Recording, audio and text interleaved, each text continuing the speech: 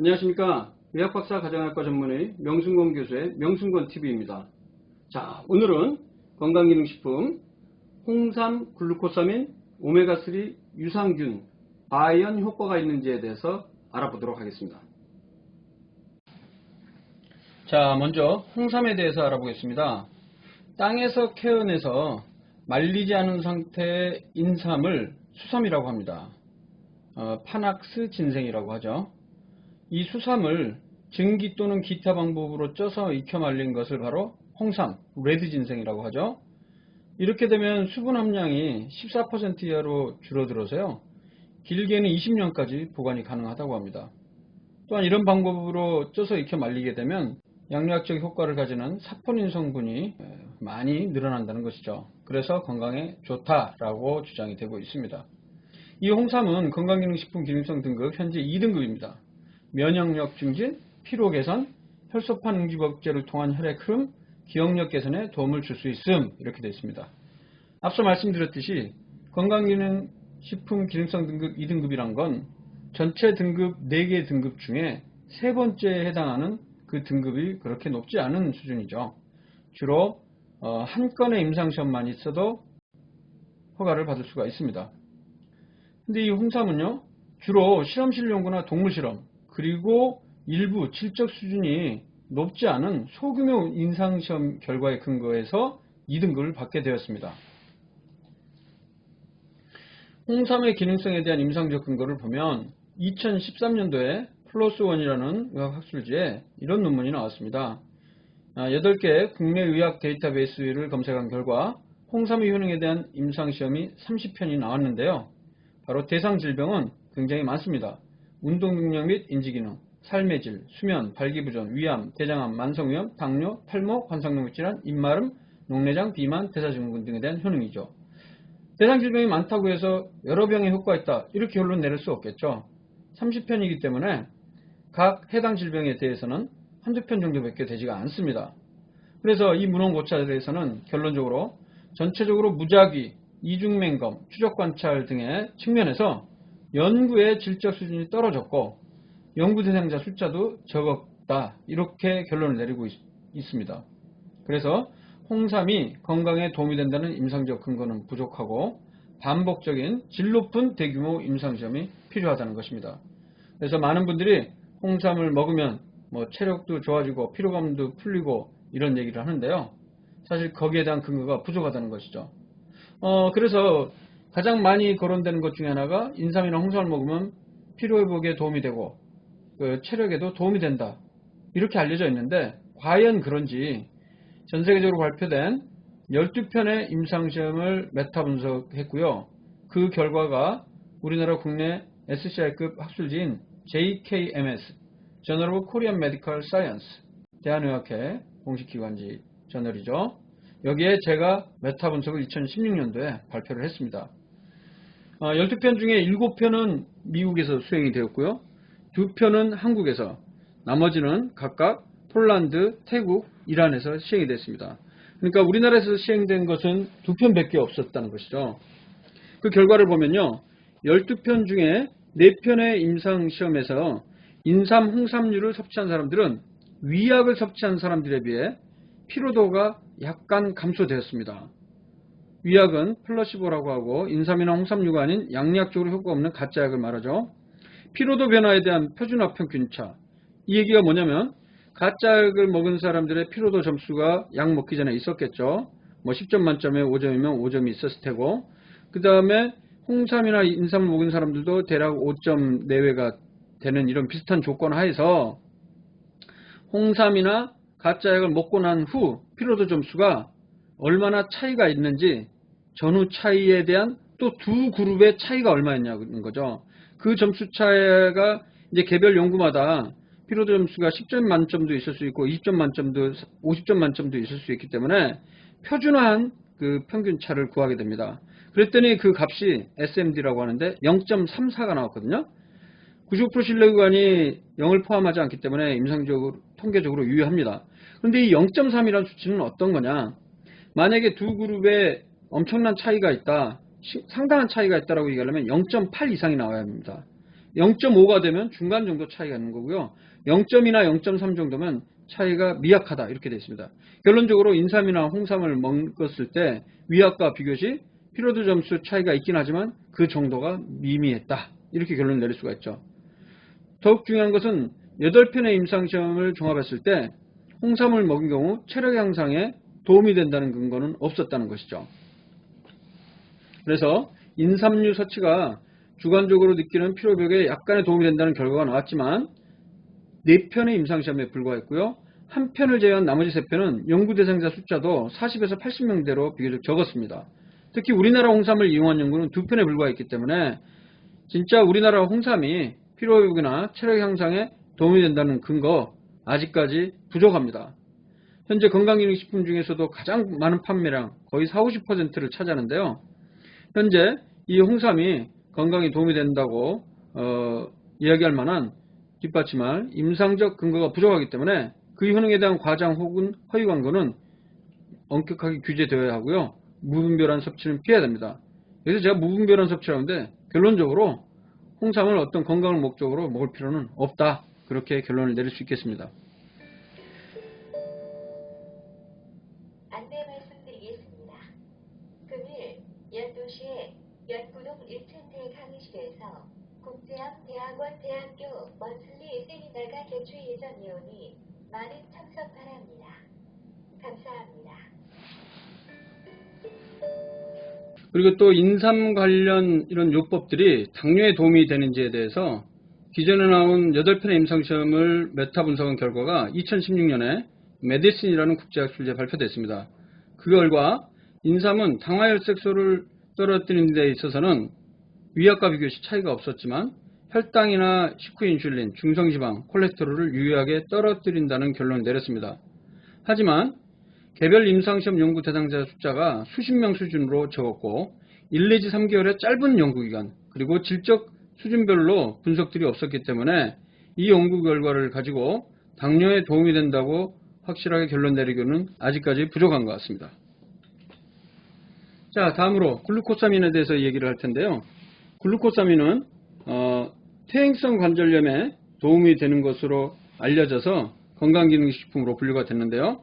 퇴행성 관절염이라는 것은 이렇게 연골이 닳아서 관절의 통증과 움직임에 제한이 생기는 질환입니다. 여기 보시면 이 뼈와 뼈가 만나는 부분을 관절이라고 하죠. 정상관절에 특히 무릎뼈 같은 경우는 뼈를 둘러싸고 있는 연골들이 있습니다. 물렁뼈라고 하는데 이 연골을 구성하는 성분이 글루코사민과 콘드로이틴입니다. 그런데 나이가 먹거나 과도한 사용에 의해서 이 연골이 닳아 없어지는 이 상태가 되면 관절의 통증이나 움직임에 제한이 생기게 되는데요. 이 글루코사민을 먹으면 연골을 보충함으로써 연골 재생에 도움이 됨으로써 골관절염에 도움이 된다라는 가설에 기반해 최근 20~30년 전부터 글루코사민의 관절염 예방 효과나 치료 효과에 대해서 임상시험이 나오기 시작했습니다. 근데 연구마다 결과가 달라서 한국보건의료연구원에서 2009년 12월에 기존에 나왔던 총 37편의 임상시험을 종합했습니다. 메타 분석을 시행했죠. 그 결과 글루코사민이나 콘드로이틴이 위약, 가짜액에 비해 통증 감소나 관절 기능 향상, 관절강 소실 예방에 효과가 있었다고 나왔습니다. 하지만 제조회사로부터, 즉 글루코사민 콘드로이틴을 제조하는 제조회사로부터 연구비를 지원받아 시행된 연구나 질적 수준이 낮은 연구들을 종합했을 때는 효과가 나타났지만 그 반대의 경우, 즉 제조회사로부터 연구비를 지원받지 않은 독립된 연구나 질적 수준이 높은 연구들에서는 효과가 없는 것으로 나왔습니다. 그러니까 연구 결과에 연구비와 관련한 이해관계 그리고 질적 수준이 영향을 미쳤다는 것이죠. 결론적으로 효과가 있다는 근거는 분조하다는 것입니다. 그래서 2012년 초에 이 글루코사민은 보건급여 목록에서 제외가 됐습니다. 하지만 그 이후로 2017년 기능성 등급 폐지될 때까지 여전히 건강기능식품 생리활성 기능 1등급으로 인정돼서 지금 팔리고 있는 상태입니다. 그래서 글루코사민이나 콘드로이틴은 골관절염의 예방이나 통증, 기능 향상 등의 치료 효과에 근거가 없기 때문에 복용할 필요가 없겠습니다. 오메가3 지방산에 대해서 이야기하겠습니다. 1970년대 연구 보고들이 나오기 시작했습니다. 그린란드에 사는 에스키모인들이 심혈관 질환 발생이 적었다는 것이죠.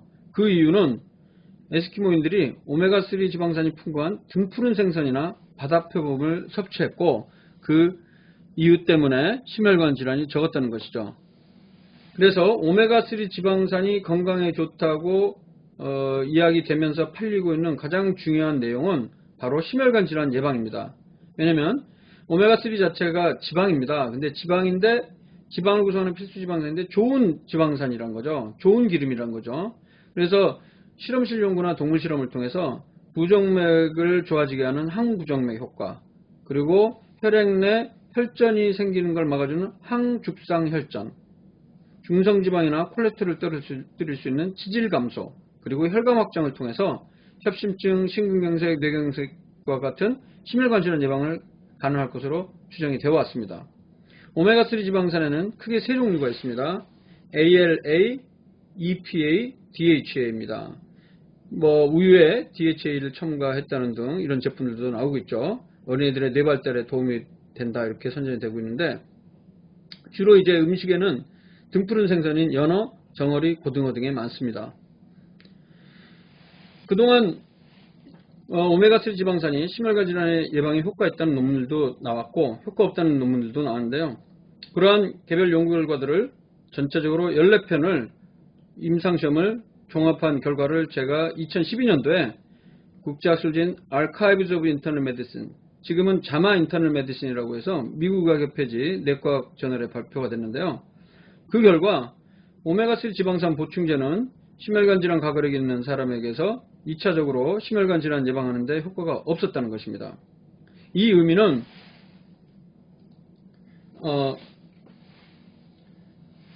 그러니까 심혈관 질환 가거력이 없는 사람, 즉 건강인에서는 어떠냐, 이에 대한 임상시험은 제가 그때 메타분석을 할 때는 논문들이 거의 없었습니다. 그렇기 때문에 심혈관 질환이 있는 사람에서 2차적 심혈관 질환 예방 효과에 대한 연구만을 종합했는데 효과가 없었다는 것이죠. 이 연구가 실제 이슈가 돼서 미국에서는 뉴욕 타임즈, CNN, 타임즈에 보도가 됐었고요. 제 인터뷰 내용도 실렸습니다. 그리고 로이터에서도 실렸고요. 국내에서도 보도자료가 나가면서 큰 이슈가 됐었죠. 그리고 가장 최근에 2017년, 2018년도에도 제 논문 결과와 똑같은 추가적인 메타 분석들이 계속해서 나오기 시작했습니다. 그러면 오메가3 지방산 섭취 어떻게 해야 하나? 오메가3 지방산 보충제 캡슐은 심혈관 질환 가거력이 있는 사람에게 도움이 되지 않습니다. 건강인의 경우에는 임상시험 자체가 없거나 드물기 때문에 권장할 수가 없습니다. 그래서 오메가3 지방산이 풍부한 등푸른 생선을 일주일에 2회 정도 섭취하면 도움이 되기 때문에 보충제에 의존하지 마시기 바랍니다. 마지막으로 유산균에 대해서 말씀드리겠습니다. 유산균은 프로바이오틱스라고 하죠. 2014년 2월에 어느 종편 프로그램에 TV에 잘 출연하는 의사가 나와서 이런 얘기를 했습니다. 5년 동안 임신이 되지 않던 한 여성에게 유산균 처방을 했더니 한 달 뒤에 임신했다. 그 이후에 이 의사는 6월경에 홈쇼핑을 통해서 자신의 이름이 들어간 유산균 제품을 출시해서 판매를 하기 시작했죠. 그래서 2014년 말에는 대한의사협회에서 TV나 대중매체에 출연하면서 의학적으로 그 근거가 확립되지 않은 건강기능식품이나 각종 민간요법이나 각종 치료법을 공공연하게 선전하는 이런 의사들을 쇼닥터라는 신조어를 사용해서 규제하기로 했고 미디어 출연 가이드라인까지 정했습니다. 유산균은 인간에게 유익한 살아있는 미생물을 가리킵니다. 그래서 프로바이오틱스라고 하는데 바로 락토바실러스, 비피더스균과 같은 유산균을 이야기합니다. 이 유산균이 건강에 도움이 된다는 가설은 아주 오래전인 100년도 더 됐네요. 엘리 메치니코프가 가설을 제시하면서 그 뒤로 연구가 많이 이루어졌습니다. 장내에서 음식물에 있는 탄수화물, 당을 분해해서 젖산을 생성하는 발효를 통해 산을 생성하기 때문에 그 장내 환경을 산성으로 만들어서 해로운 균은 다 죽이고 유익한 균들은 증식하게 함으로써 장내 미세 환경을 개선해 건강 상태를 좋게 할 수 있다. 이런 가설을 내세웠었죠. 그 뒤로 논문이 많이 나오는데요. 2018년 11월 기준으로 해서 의학 데이터베이스에서 문헌 검색을 해보면 5,600편 이상의 임상시험이 있고요. 이를 종합한 메타 분석도 44편이나 나와서 연구 결과는 상당히 많은 편입니다. 그 연구 결과들을 주요 내용을 중심으로 해서 요약해 보면요. 헬리코박터균의 치료 효과를 보면 이 6편의 메타 분석에서 유산균을 추가를 했을 때 헬리코박터 제균율이 5 내지 10%포인트 높아지고 부작용이 줄었다. 이런 결론을 내리고 있습니다. 그러니까 우리가 원래 의학적으로 헬리코박터가 발견이 되면 헬리코박터균이 발견되면 모두 다 치료하는 게 아니고요. 궤양이 있는 사람이나 아니면 조기위암을 절제하거나 임파선암이 있는 경우, 세 경우에 한해서는 제균을 적극적으로 권유하고 있습니다. 그런데 이 제균 방법으로는 항생제 2종류, 그리고 궤양치료제 1종류에서 총 3종류의 약을 아침 저녁으로 일주일 혹은 2주일 정도 복용하는데요. 보통 이 헬리코박터를 죽이는 제균율이 75% 정도대가 나옵니다. 그런데 유산균을 추가하게 되면 5 내지 10%가 추가돼서 80% 중반으로 높여졌다는 거죠. 그렇지만 이 헬리코박터균의 치료 효과에서 제한점은요. 개별 연구 대상자 수가 수십 명대로 대부분 100명 미만이고요. 질적 수준 및 이해관계에 따른 분석도 안 되어 있는 상태고요. 중요한 것은 기존 헬리코박터 제균 3제요법을 사용하지 않고 단독으로 유산균 사용했을 때 그 효과가 얼마나 되는지에 대한 임상시험은 별로 없었고요. 가장 최근에는 좀 몇 편이 나와서 제가 현재 메타 분석을 진행 중에 있습니다. 그리고 설사 예방 및 치료 효과의 경우에는 2012년도에 미국 의학협회지 자마에 63편의 임상시험을 종합한 메타 분석 결과가 나왔습니다. 그랬더니 항생제를 쓰게 되면 보통 설사 부작용이 나타날 수 있는데 이때 유산균을 먹는 경우 그렇지 않은 경우에 비해서 42%가 빈도가 낮았다는 것이죠. 하지만 제한점으로 전반적으로 연구의 질적 수준이 낮고 60% 이상의 논문이 연구비 출처나 이해관계에 대해서 밝히지 않았다고 제한점을 서술하고 있습니다. 감기에 대한 효과 역시 12편의 임상시험을 종합해보면 유산균 복용했을 때 위약군에 비해 반 정도 감기 빈도가 줄었고 지속기간도 줄었습니다. 하지만 연구의 질적 수준이 낮거나 매우 낮았다고 그 메타 분석에서 제한점을 제시하고 있기 때문에 그 결론을 신뢰하는 데 있어서 문제가 있다는 것입니다. 그 외에도 크론병이나 궤양성 대장염, 습진, 그리고 세균성 질염 등 각종 질병에 대한 메타 분석이 발표됐지만 확실하게 효능이 입증되지는 않은 상태입니다. 결론적으로 유산균이 건강에 좋다는 임상적 근거는 아직까지 명확하지가 않습니다. 보다 대규모의 질적 수준이 높은 이해관계가 적은 반복적인 임상시험을 통해 확인이 필요하고요. 유산균의 종류 그리고 유산균의 양 이런 것도 아직 표준화되지 않기 때문에 이 부분에 대한 연구도 필요할 것으로 생각됩니다. 네, 이렇게 해서 홍삼, 글루코사민, 오메가3, 유산균의 효능에 대해서 알아봤는데요. 현재까지 이러한 건강기능식품이 건강에 도움이 된다는 확실한 임상적 근거는 부족하기 때문에 건강기능식품에 시간과 돈을 낭비하지 않았으면 좋겠습니다. 다음 시간에 또 다른 건강기능식품을 가지고 찾아뵙겠습니다. 감사합니다.